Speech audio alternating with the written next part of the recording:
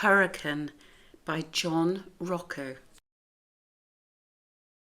This is my dock.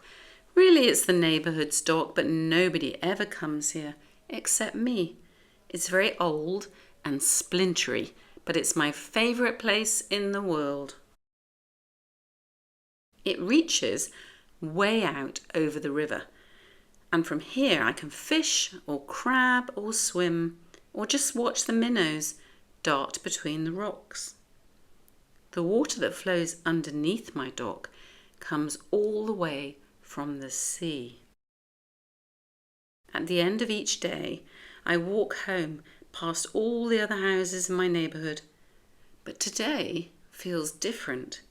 The air is still and the sound of hammering echoes down the street. Even my dad is acting strange. "There's a hurricane coming, get inside." At dinner, my parents don't say much. I tell them that the best fishing comes right after a big storm.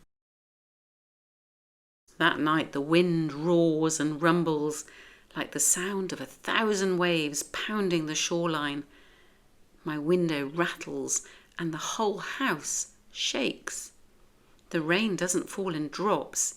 It slashes sideways as if shot from a fire hose. I watch the river creep up my street, carrying with it anything that can float. I worry our house might wash away.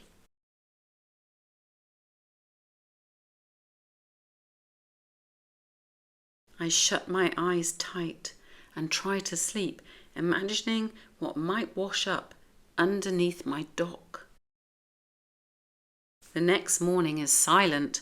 The wind stopped roaring and my window stopped rattling. I grab my gear and rush outside. I almost don't recognise my neighbourhood. It was like a giant angry monster stomped through it.